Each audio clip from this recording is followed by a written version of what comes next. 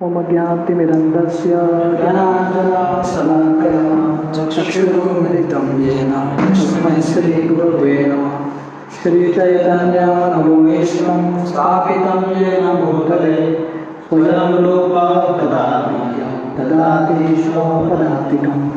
वन्देऽहं श्रीगुरु श्रीपादकमलं श्रीगुरुं वैष्णवांश्च श्रीरूपं सहस्रजाता सहगना रघुनाथान्वितं तं सजीवं साद्वैतं सावधूतं परिजनसहितं कृष्णचैतन्यदेवं श्रीराधा कृष्णपादान् सहगना ललिता श्रीविशाखान्वितंश्च नमो विष्णुपादाय कृष्णप्रेष्ठाय भूतले श्रीमते भक्तिवेदांत स्वामीति नामिने। नमस्ते सरस्वती देवे गौरवाणी प्रचारिणे निर्विशेष शून्यवादी पाश्चात्यदेशतारिणे वंशाकल्पतरुभ्यश्च कृपा सिन्धुभ्येव च पतितानां पावनेभ्यो वैष्णवेभ्यो नमो नमः। जय श्री कृष्ण चैतन्य प्रभु नित्यानंद श्री अद्वैत गदाधर श्रीवासादि गौरभक्तवृंद। हरे कृष्णा कृष्णा कृष्णा हरे हरे हरे राम राम राम हरे हरे। हरे कृष्णा। तो हम भक्तितीर्थ महाराज के पुस्तक से पढ़ रहे हैं। ये अध्याय का शीर्षक है एन एटीट्यूड ऑफ ग्रैटिट्यूड। तो कैसे हम सबके ज़िंदगी में कृतज्ञता होना इम्पोर्टेंट है। तो हमने देखा कि राधानाथ स्वामी महाराज बोलते हैं कि भक्ति का बीज हृदय में उगने के लिए हमारा हृदय में कृतज्ञता होनी चाहिए। जैसे एक बीज उगने के लिए वो जो ज़मीन है वो फर्टाइल होना चाहिए, वैसे जब हमारे हृदय में कृतज्ञता रहेगा तब हम भक्ति में अच्छे से ये बीज उगेगा। तो इसलिए हम भागवतम में जितने भी महान भक्तों का ज़िंदगी पढ़ते हैं, उन भक्तों की ज़िंदगी में कौन सा भी कष्ट आया है, एक चीज़ हमेशा कॉमन रहा है, हर एक भक्त हमेशा कृतज्ञ है। कृतज्ञता मतलब भगवान को धन्यवाद बोलना, सुख के लिए दुख के लिए धन्यवाद बोलना, क्योंकि हर एक चीज़ में भगवान का हाथ है। और जब कष्ट भी आता है भगवान क्यों देते हैं? ताकि हम उससे कुछ सीख सकें और आगे बढ़ सकें। तो हम कंटिन्यू करेंगे। Lack of thankfulness. As spiritualist we should always be in the spirit of thank you. तो भक्तितीर्थ महाराज लिख रहे हैं, आध्यात्मिक जीवन में जब हैं, हमेशा हमारा एटीट्यूड, हमारा मनोभावना क्या होना चाहिए? हमेशा धन्यवाद देते रहना। Always say thank you. As we interact with people we should always think and say thank you. जब हम लोगों से बात करते हैं या अलग अलग आदान प्रदान होता है, हमेशा हमको मन में धन्यवाद सोचना चाहिए और हमेशा जब भी अवसर मिलेगा लोगों को धन्यवाद बोलना चाहिए, थैंक यू बोलना चाहिए। ये एक चीज़ है, देने के लिए पैसा नहीं लगता। लोग हमारे लिए जो मदद करते हैं, शायद हमारे पास पैसा नहीं रहेगा लोगों को देने के लिए, उनके मदद को चुकाने के लिए, पर एक चीज़ हमेशा कर सकते हैं, मुंह से दिल से हम धन्यवाद तो बोल सकते हैं। उसमें खर्चा नहीं होता, पर क्या होता है, दूसरे व्यक्ति को बहुत अच्छा लगता है और हमारी ज़िंदगी के लिए भी बहुत अच्छा है जब हमेशा कृतज्ञता के भावना से रहेंगे। Thank you for helping me to see my own envious nature. तो किसके लिए धन्यवाद करना चाहिए? जब लोग हमारा गलती ढूंढते हैं उनको हमको धन्यवाद बोलना चाहिए। धन्यवाद क्योंकि आपने मेरा जो ईर्ष्यालु स्वभाव है उसको पॉइंट आउट किया है। Thank you for helping me look closer at my own ego.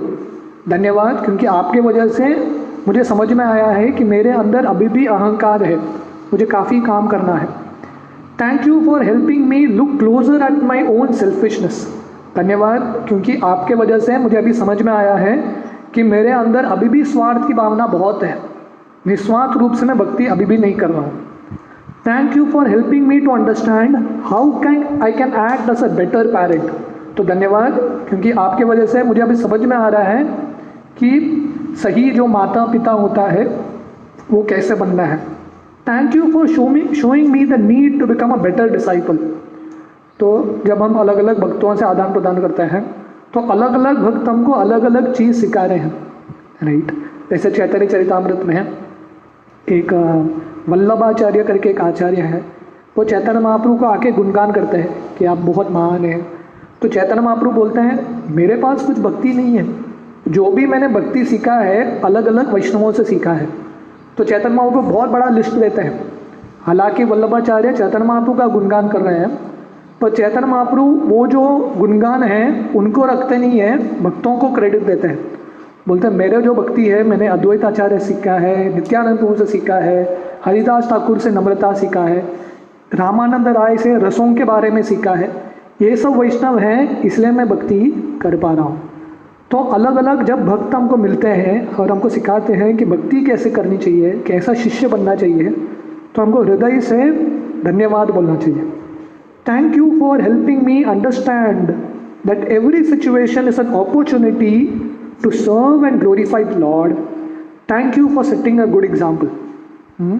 तो हमको लोगों को धन्यवाद देना चाहिए। जब लोग हमारी ज़िंदगी में कष्ट भी आता है तो हमको लगना चाहिए अच्छा है, क्योंकि ये कष्ट से है मुझे अभी समझ में आ रहा है कि कैसे मैं भगवान का आश्रय ले सकूं, राइट।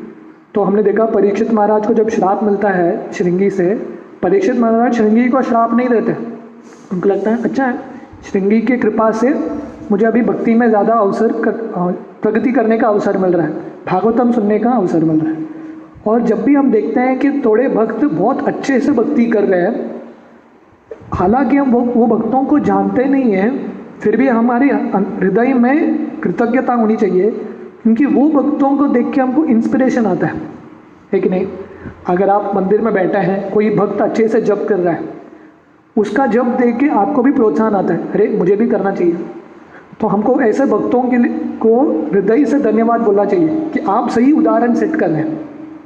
या कोई भक्त बहुत जल्दी उड़ जाते हैं, राइट, तो हमको उनको देख के धन्यवाद बोलना चाहिए कि वो हमको प्रोत्साहन दे रहे हैं जल्दी उठने के लिए। तो हर एक व्यक्ति से हम कुछ न कुछ सीख सकते हैं। ये कृतज्ञता की भावना में रहेंगे, हर एक व्यक्ति से, अभक्त है भक्त है, हर एक व्यक्ति से कुछ न कुछ सीख सकते हैं। जैसे श्रील प्रभुपाद जब इस्कॉन शुरू होने से पहले, अमेरिका जाने से पहले, Prabhupada back to Godhead magazine बेचते थे। 10 पेज का पेपर का मैगजीन था, उस समय ब्लैक एंड वाइट, स्टेपल मार के बेचते थे दिल्ली के सड़कों में। तो उस समय कोई तो चलते हुआ आदमी प्रभुपाद को बोला ये मैगजीन बेच के क्या मिलेगा, आप पुस्तक प्रिंट करो, क्योंकि लोग ये मैगजीन लेके 4 पन्ने का बाद में फेंक देंगे, अब पुस्तक प्रिंट करेंगे तो हमेशा उनके पास रहेगा। तो प्रभुपाद को क्या लगा, प्रभुपाद ने तुरंत उनके हृदय से धन्यवाद बोला उसको, और प्रभुपाद को लगा भक्ति सिद्धांत सरस्वती ने इसके मुंह से मुझे बोला है कि पुस्तक प्रिंट करो। तो जब हम धन्यवाद के मूड में रहते हैं, कृतज्ञता के मूड में रहते हैं, हर एक व्यक्ति से, हर एक परिस्थिति से हम कुछ न कुछ सीख सकते हैं। When we do not genuinely say thank you in our lives, this ungrateful attitude will interfere with our spiritual growth. तो जब हम हृदय से धन्यवाद नहीं बोलते हैं तब क्या होता है, ये जो अकृतज्ञता है हमारी भक्ति में बाधा बनता है। तो हमारे शास्त्रों में वर्णन आता है, धरती जो है जितना बोझा लेना है वो ले सकती है, पर जो व्यक्ति अकृतज्ञ है, जिसके हृदय में कृतज्ञता नहीं है, ऐसा बोझा धरती के लिए बहुत भारी लगता है। तो इसलिए जब हमारे हृदय में कृतज्ञता नहीं रहता तब हमारी भक्ति के ज़िंदगी में बहुत बाधाएं आती हैं।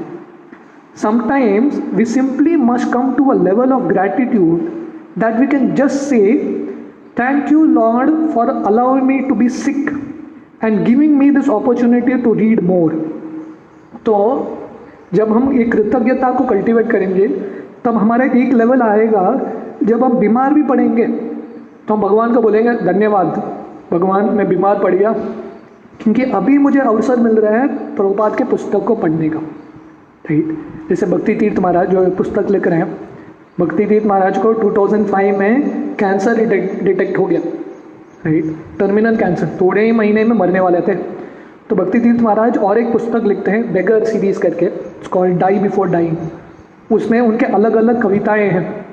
तो उसमें उनके शरीर को कैंसर सेल्स ने पूरा खा लिया था। महाराज हट्टे कट्टे थे, पूरे पतले हो गए, सिर्फ हड्डियां दिख रही थी।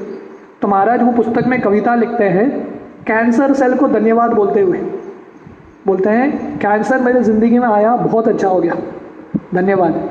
और अलग अलग तारा लिखते हैं क्योंकि कैसे कैंसर आने से उनका जीवन का जो अनुभव है, भक्ति करने का जो अनुभव है, अलग ही स्तर पे पहुंच गया है। इसलिए जब हम कृतज्ञता कल्टीवेट करेंगे, एक स्तर ऐसा आएगा जब हम बीमार भी पड़ेंगे, कष्ट भी आएगा, तो हम भगवान को बोलेंगे धन्यवाद, क्योंकि अभी मैं अच्छे से पुस्तक पढ़ सकता हूँ। Thank you for this opportunity to be more introspective. क्योंकि जब आदमी बहुत सेहत रहता है, उसको सोचने के लिए समय नहीं है, ये भागता रहता है, कुछ ना कुछ करना है। जब बीमार पड़ जाता है, बिस्तर में रहता है, तो उसके पास बहुत समय रहता है सोचने के लिए, मेरे ज़िंदगी में क्या क्या अनुभव किया, राइट, वो इंट्रोस्पेक्टिव बनता है। Thank you for giving me this chance to appreciate health and use it more efficiently when I have it. तो जब हम बीमार पड़ते हैं तभी हमको जो दिन में बाकी दिन हमारे पास स्वास्थ्य था, वो दिन के बारे में हम कृतज्ञ रहते हैं, है कि नहीं? जब चीज़ हमारे से निकल जाता है उसका वैल्यू मायना तभी समझ में आता है, राइट। किसी के पास अगर बोलने की क्षमता निकल गई, तब वो व्यक्ति को पता रहता है, बाकी सब लोग बोलते रहते हैं, उनको वैल्यू नहीं रहता, पर किसी के पास अगर बोलने की क्षमता निकल गई तब उसको समझ में आता है, अरे भगवान ने इतने साल मुझे बोलने का क्षमता दिया था। हमारे पास आंख रहते हैं, कभी हम भगवान को धन्यवाद बोलते हैं आंख देने के लिए, क्योंकि हमारे लिए ग्रांटेड है, आंख मिला है। पर जिसके पास आंख नहीं है और उसको जब आंख मिलता है, उसको समझ में आता है कि कितना बड़ा भाग्य है, सच अ बिग गिफ्ट, राइट। तो इसलिए हर एक अवसर पे धन्यवाद बोल सकते हैं अगर हमारा दृष्टिकोण ऐसा है। When someone criticizes us, we can thank them for helping us look closer at ourselves. तो जब हम कोई हमारे में दोष देखता है तो हम उनको धन्यवाद दे सकते हैं, क्योंकि उनके वजह से वो हम हमारे में दोष देख सकते हैं। क्योंकि बहुत बार हमारे अंदर दोष हम नहीं देख सकते, दूसरे जब दिखाते हैं तभी दिखता है हमारे अंदर दोष। तो इसलिए जब दूसरे पॉइंट आउट करते हैं, झगड़ा करने से अच्छा है स्वीकार करना, शायद सही बोल रहा है, मैं जाग के देखता हूँ कि मेरे अंदर दोष क्या है। When someone praises us, we can thank the Lord for showing us our big egos and thank Him for seeing that it needs to be deflated. तो जब हमारी कोई प्रशंसा करता है तो तब हम भगवान को धन्यवाद देख सकते हैं कि भगवान ने भी दिखाया कि हमारे अंदर कितना अहंकार है। उसके वजह से लोग जब प्रशंसा करते हैं हमको अच्छा लगता है। तो इसलिए हमको पता अभी है कि कितना और काम करना बाकी है। When we face dishonor, we can thank the Lord for keeping us humble and preventing us from relying entirely on our abilities. तो जब लोग हमारा निंदा होता है या हमारा अपमान होता है लोगों के सामने, तब हम भगवान को धन्यवाद बोल सकते हैं, क्योंकि अभी हम नम्र बन गए हैं, राइट। तो भगवान ने हमको नम्र बना दिया और नम्रता से हम भक्ति कर सकते हैं। We want to have gratitude towards the Lord, towards His representatives and towards everyone in our environment. तो इसलिए हमको भगवान के प्रति कृतज्ञता, लोगों के प्रति कृतज्ञता, भगवान के जो पार्षद हैं हमारे लिए जो कर रहे हैं, भक्ति तीर्थ महाराज ने पुस्तक लिखा, उनके लिए कृतज्ञता व्यक्त करना, व्यासदेव ने इतना कष्ट करके भागवतम लिखा, शिला प्रभुपाद रात भर बैठ के पुस्तक लिख रहे थे। तो इन सब व्यक्तियों को धन्यवाद महसूस करना और व्यक्त करना। और बहुत सारे लोग बचपन से लेके अंत तक बहुत सारे लोग हमारी मदद करते रहते हैं। हमारे माता पिता ने कितना संघर्ष किया है, हमको पता ही नहीं, बच्चे के रूप में हमको लगता है कि हमारे लिए होना ही चाहिए। उन्होंने जो संघर्ष किया कभी हमको महसूस होता है और हम हृदय से कब धन्यवाद बोलते हैं। तो इतने सारे लोग हमारे लिए संघर्ष कर रहे हैं, मेहनत कर रहे हैं, तो हमको कृतज्ञता महसूस तो होना चाहिए। When we feel grateful for those who have fallen into Maya, we can even feel grateful for those who have fallen into Maya for distinctly showing us what we want to avoid.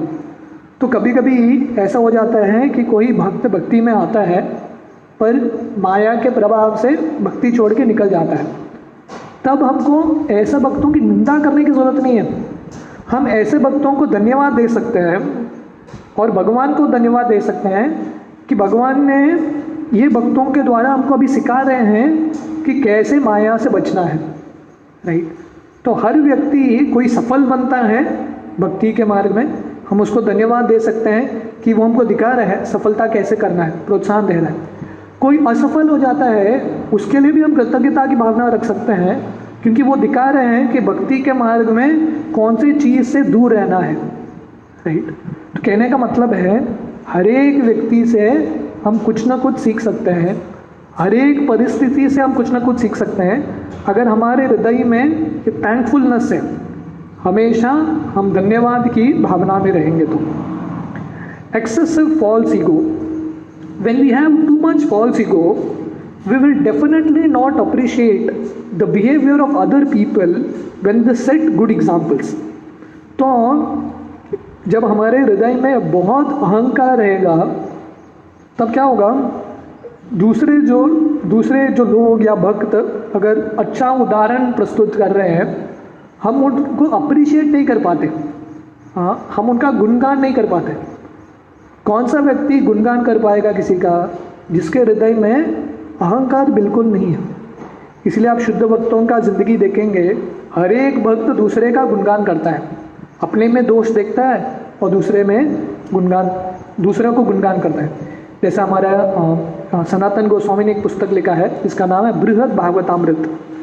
तो उसमें नारद मुनि ढूंढ रहे हैं सबसे वरिष्ठ भक्त, सबसे उच्च कोटि भक्त कौन है। तो नारद मुनि अलग अलग भक्तों के पास जाते हैं। नारद मुनि प्रहलाद के पास जाते हैं, ध्रुव के पास जाते हैं, हनुमान जी के पास जाते हैं, पांडवों के पास जाते हैं, अनेक सारे शिव जी, ब्रह्मा जी, अनेक सारे भक्तों के पास जाते हैं। हर एक भक्त को क्या लगता है, और नारद मुनि जाके गुणगान करते हैं कि आप सबसे उच्च कोटि भक्त है भगवान के, योर टॉप नंबर 1 भक्त है। तो हर एक भक्त बोलता है नहीं, मेरे अंदर बहुत दोष है, वो देखो वो भक्त मेरे से श्रेष्ठ है। तो जब हमारे अंदर अहंकार नहीं रहेगा तब हम दूसरों का हृदय से गुणगान कर पाएंगे। Consequently, when they help us look closer at ourselves, we will simply try to hide or fall into a defensive mode. तो इसलिए जब हमारे हृदय में बहुत अहंकार रहता है और लोग जब हम में दोष देखते हैं तब क्या करेंगे, ये देखने के बजाय कि हाँ शायद मेरे में दोष है, मैं अंदर जाके देखता हूँ दोष क्या है, सुधरने का प्रयास करता हूँ, वो नहीं करेंगे। जिसके पास अहंकार है वो क्या करेगा, झगड़ा करेगा और दूसरे व्यक्ति में दोष देखेगा। एक व्यक्ति दूसरे पे कीचड़ फेंकता है, ये व्यक्ति दूसरे पे कीचड़ फेंकेगा। हालांकि ऐसा लगना चाहिए कि मैं कैसे भक्ति में प्रगति करूं। जैसे बहुत बार गाड़ी के पीछे लिखा रहता ना, ट्रक के पीछे या कार के पीछे, tell me how I am driving, phone करके बताओ मैं कैसे चला रहा हूँ। तो हमारा हमेशा ये दृष्टिकोण होना चाहिए, भक्तों को हमको पूछना चाहिए मैं भक्ति अच्छे से कर रहा हूँ क्या, मेरे में कुछ दोष दिख रहा है क्या, आप बता सकते हैं तो मैं सुधर सकता हूँ। However, if we are evolving spiritually, situations and events will happen in our lives that will allow us to see our own progression and feel grateful. तो इसलिए अगर हम भक्ति में अच्छे से बढ़ रहे हैं तब क्या होगा, हमारी ज़िंदगी में ऐसे घटनाएं घटेगी तब हमको समझ में आएगा हमारा अस्तित्व क्या है, हमारा स्तर क्या है और उसके लिए कृतज्ञ रहेंगे। Genuine spiritual advancement will naturally humble us because we will understand that such progression is beyond our own means. तो जब एक भक्त भक्ति में प्रगति करता है, पहला वो नम्र बनेगा, क्योंकि उसको समझ में आएगा भक्ति करना मुश्किल है, मेरे स्वयं के प्रयास से मुश्किल है, जब तक मुझे भगवान की कृपा नहीं मिलती। आमी तो कंगाला कृष्ण कृष्ण बोली धाई तब पाछे पाछे, ये भक्ति विनोद ठाकुर लिख रहे हैं। भक्ति विनोद ठाकुर इतने बड़े आचार्य हैं पर उनको लग रहे हैं, वो लिख रहे हैं कि मेरे अंदर कुछ गुण नहीं है।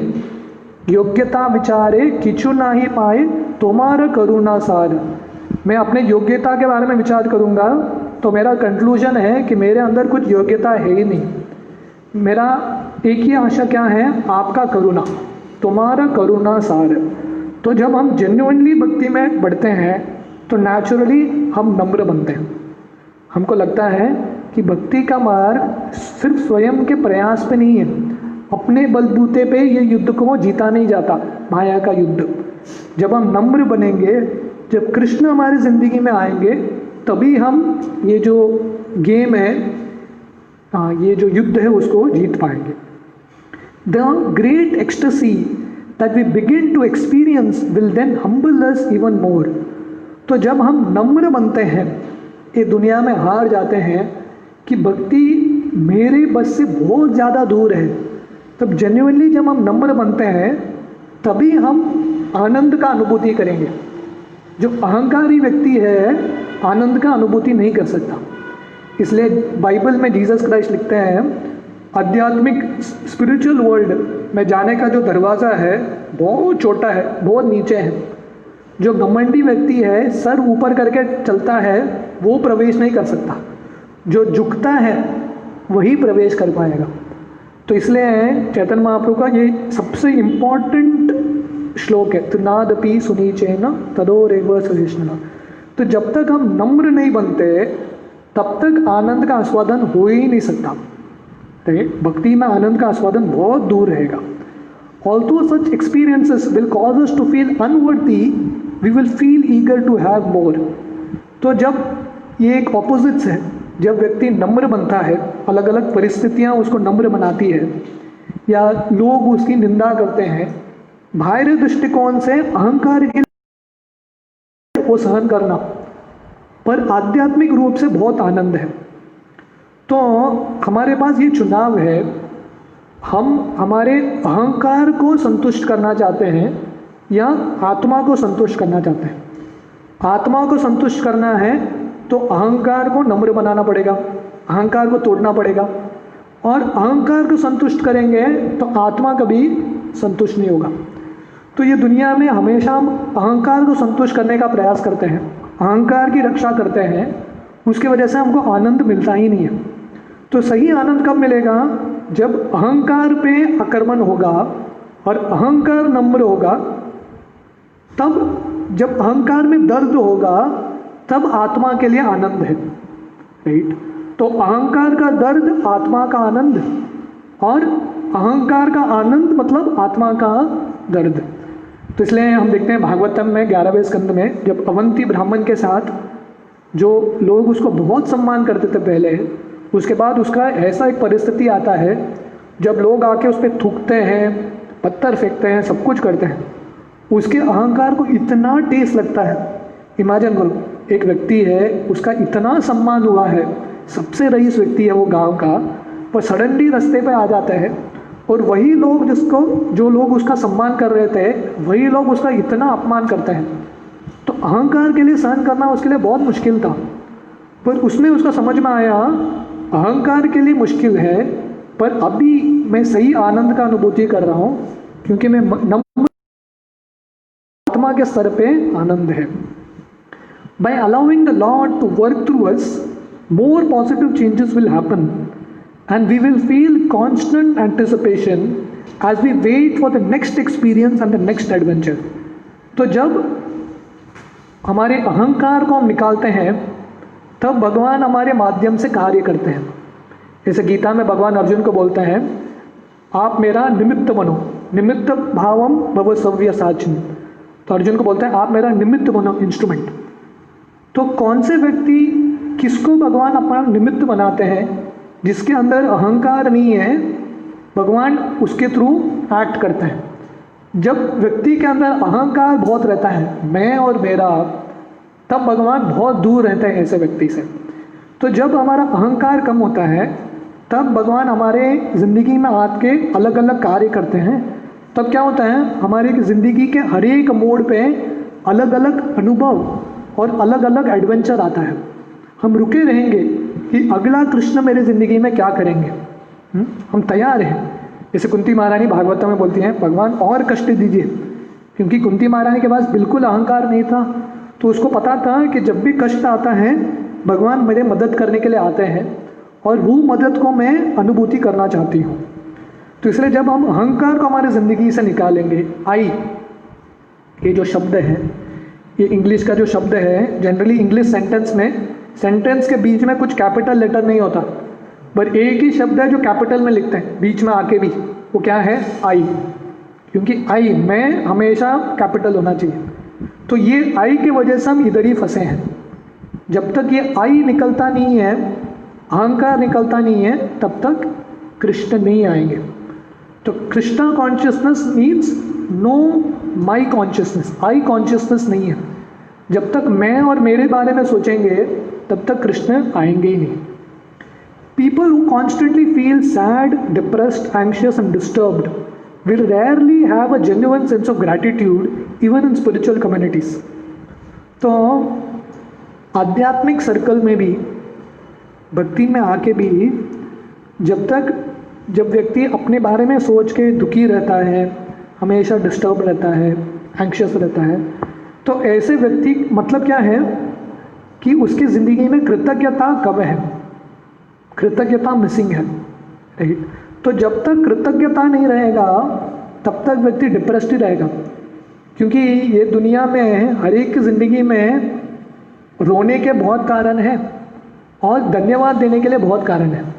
Many reasons to complain and many reasons to be grateful for. हम किस पे फोकस करते हैं? हर एक की ज़िंदगी में बहुत सारा श्राप है और बहुत सारा आशीर्वाद भी है। हम किस पे फोकस करते हैं उस पे निर्भर है हमारे ज़िंदगी का अनुभव कैसे रहेगा। हमारे ज़िंदगी के श्रापों पे, हमारे ज़िंदगी के टूटियाँ में फोकस करेंगे तो हमेशा दुखी रहेंगे। पर हम फोकस शिफ्ट करेंगे, हाँ मेरे ज़िंदगी में टूटियाँ हैं, कमियाँ हैं, पर हर एक की ज़िंदगी में है। कौन सा व्यक्ति है जो परफेक्ट है? परफेक्ट लाइफ किसके पास है? किसी के पास नहीं है। हमको ये इम्परफेक्शन में परफेक्शन ढूंढना है। कब? जब हमारी ज़िंदगी में जो अच्छा चल रहा है उस पर हम फोकस करेंगे। Some people only see the negative aspects of any situation due to low self esteem, false ego, cynicism और a fault finding mindset. Consequently they miss the basic beautiful realities. तो जब हमारे मन में हमेशा नेगेटिविटी रहता है, हमेशा दूसरे में दोष ढूंढता रहता है, हमेशा सोचते हैं कि अरे वो क्यों कर रहा है मेरे साथ, हमेशा मेंटालिटी। जब हमारा सेल्फ रिस्पेक्ट बहुत कम रहता है, हमको लगता है कि मेरा ज़िंदगी का कुछ फ़ायदा ही नहीं है, बेकार है मेरा ज़िंदगी, शायद मुझे ज़िंदगी छोड़ देना चाहिए, ऐसे जब विचार आता रहता है तब क्या होता है?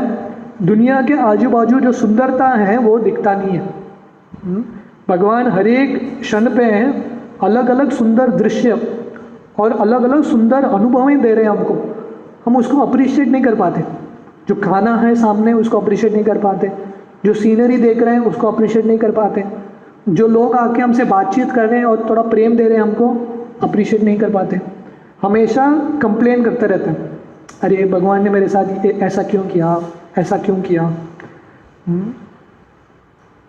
Due to often people just search for the faults like a rat that just connects with unhealthy or filthy situations. तो लोगों का मन एक चूहे की तरह रहता है।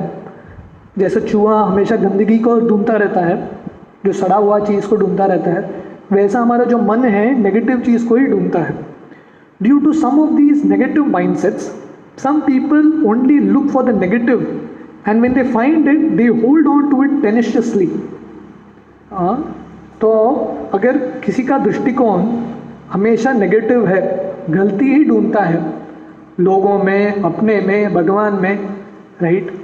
गलती ढूंढना है तो हर किसी में गलती दिखता है, भगवान में भी गलती ढूंढ सकता है। शिशुपाल के एक फिक्स्ड रिचुअल था, आराधना था, वो क्या है? भगवान में गलती ढूंढता रहता था। बचपन से कृष्ण को गलती ढूंढ के गाली देता रहता था और वो कन्विंस्ड था। मतलब ऐसा नहीं कि कोई उसको बोल रहा है, वो कन्विंस्ड है। तो जब हमारे माइंड में नेगेटिविटी रहता है, जिसमें दोष नहीं है उसमें भी हम दोष देखते हैं, उसमें भी हमको लगता है कि गड़बड़ है।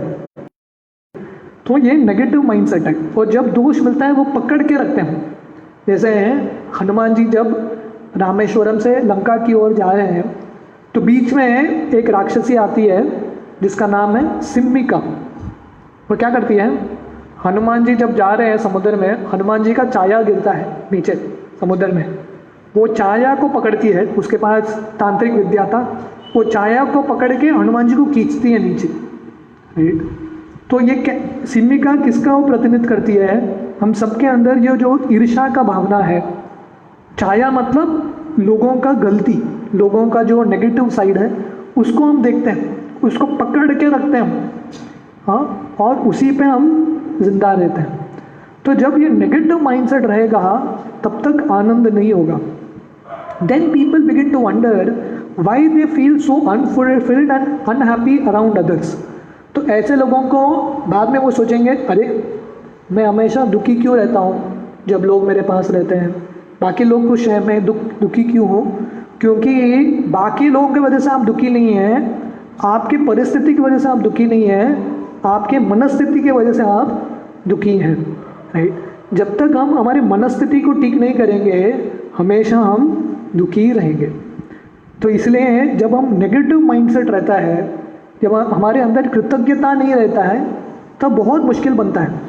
हमेशा दूसरों में हमें दोष देखते रहते हैं। तो इसलिए बहुत बार काफ़ी लोग ये ग्रैटिट्यूड एक्सरसाइज करते हैं। लिस्ट लिखो आप किस किस चीज़ के लिए कृतज्ञ हैं। राइट, हम लिस्ट लिखते जाएंगे तो हमको आश्चर्य होगा, हज़ारों चीज़ें हमारी ज़िंदगी में जिसके वजह से हम कृतज्ञ हो सकते हैं, हंड्रेड्स ऑफ थिंग्स। क्योंकि हम ये एक्सरसाइज कभी करते नहीं हैं, इसीलिए हम रोते रहते हैं। Nevertheless, in spite of their emptiness, even when they take association of other people, they will still only consider their own plan, idea और particular material pleasures। तो इसलिए जो लोग सिर्फ अपने बारे में सोचते हैं, अपने दुख के बारे में, आपने देखा है बहुत बार हमको लगता है, जैसे महाराज यहाँ पे बोल रहे हैं, लोग अपने जो नेगेटिविटी है उसको होल्ड करते हैं। तो हमको क्या लगता है कि लोग ना सिर्फ आनंद चाहते हैं, नहीं, लोग अपने दुख से भी प्रेम करते हैं। उसका सबूत क्या है, लोग अपना दुख का स्टोरी बहुत बार बोलते हैं। आपने सुना है, उनके दुख के बारे में बोल के उनको बहुत आनंद आता है। अरे दुख की कहानी के बारे में इतना आनंद क्यों आ रहा है? मतलब उसमें आप आनंद ढूंढ रहे हैं। राइट, वही स्टोरी बार बार बोलते हैं, वही स्टोरी बार बार बोलते हैं। जैसे गौर गोपाल प्रभु उदाहरण देते हैं, एक बार एक टीचर क्लास में गया था और एक जोक बोलता है, वो जोक सुन के सब बच्चे हंसते हैं। टीचर फिर से वही जोक बोलता है, हंसते हैं थोड़े बच्चे। तीसरे बार वही जोक बोलता है, थोड़े लोग कम हंसते हैं। चौथे बार बोलता है, कोई हंसता ही नहीं है। तो टीचर बोलता है, एक ही जोक पे आप बार बार नहीं हंसते, पर एक ही समस्या पे बार बार क्यों रोते हो? मतलब क्या है, हम समस्या को पकड़ के रखे हैं, छोड़ना नहीं चाहते। जब तक हम दुख को छोड़ेंगे नहीं, आगे बढ़ नहीं पाएंगे। तो इसलिए ऐसे जो लोग नेगेटिविटी में रहते हैं, बाकी लोगों के संग में भी आएंगे, अपना विचार, अपना प्लान, अपना भोग के बारे में सोचेंगे, सिर्फ अपने बारे में सोचते रहते हैं। तो बचपन से लेके अंत तक मेरा, है ना, हमारे बारे में सोचते हैं। Even neophyte spiritualists will sometimes fall into this mentality and only meditate on the fulfillment of their own wants and needs। जो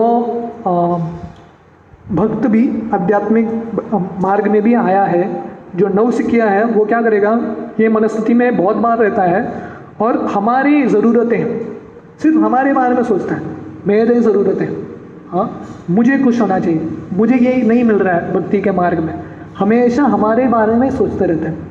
आंदोलन के बारे में कब सोचेंगे, कृष्ण के बारे में कब सोचेंगे, गुरु के बारे में कब सोचेंगे, हमारे बारे में सोचते हैं। जैसे प्रभुपाद एक उदाहरण देते हैं, दो शिष्य थे, दोनों के बीच में झगड़ा था, दोनों एक दूसरे का दोष देख रहे थे। तो दोनों एक दिन अपने गुरु का मसाज करते हैं। तो एक शिष्य एक पैर का मसाज करता है, दूसरा दूसरे पैर का, और दोनों के अंदर कुन्नस है। तो क्या करता है, मसाज करता है एक पैर को ये शिष्य, और दूसरे गुरु के पैर पे चींटी मारता है, पिंच करता है। ये शिष्य ये पैर पे पिंच करता है। तो लोगों को लगता है मैं इसको तंग करूंगा, ये इसको तंग करूंगा। एंड में तंग कौन हो रहा है? गुरु बोलते हैं, और गुरु बोलते हैं तुम दोनों निकल जाओ, मुझे मसाज नहीं चाहिए, भागो इधर से, राइट।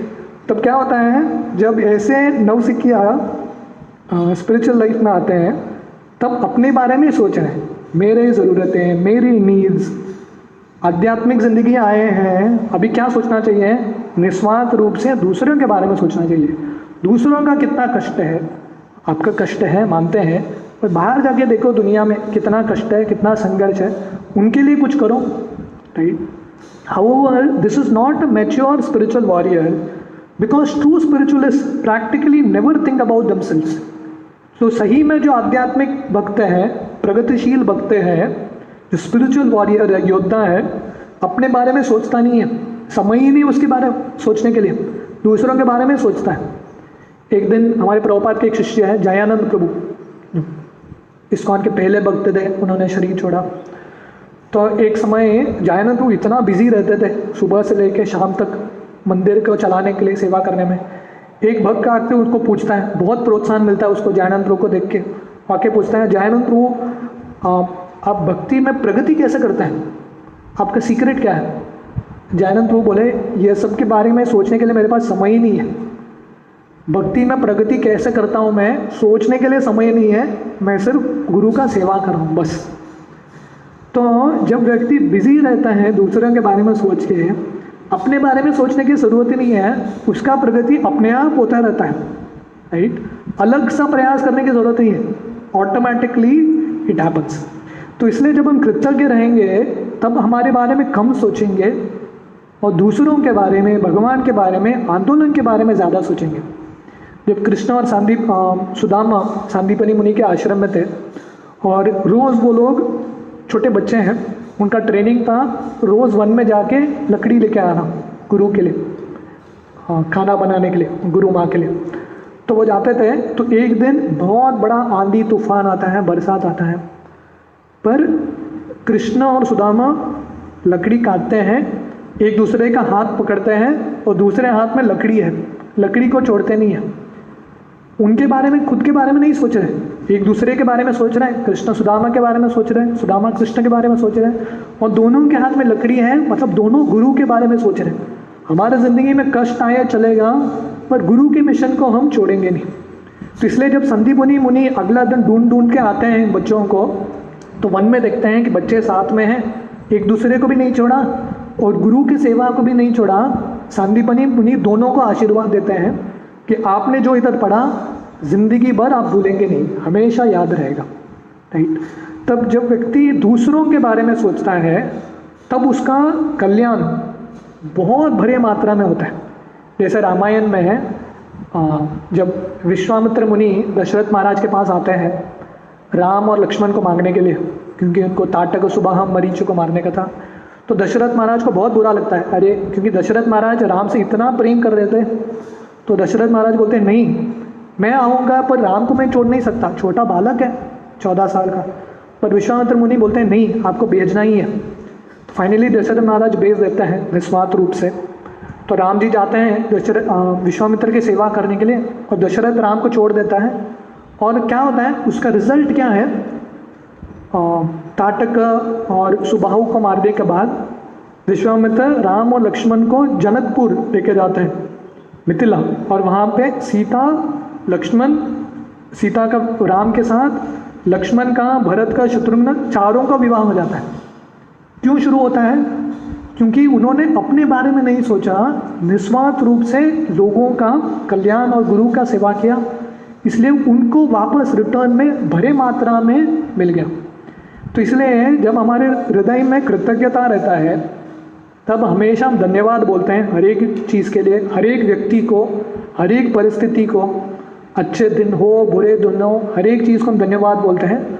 और ये भावना के साथ हम हमेशा भक्ति में बहुत जल्दी प्रगति कर सकते हैं, राइट। तो हम इसका आगे का जो सेक्शन है कृतज्ञता का, व्हाट सपोर्ट्स ग्रैटिट्यूड, कृतज्ञ हम और कैसे बने, वो हम नेक्स्ट संडे देखेंगे। हरे कृष्ण।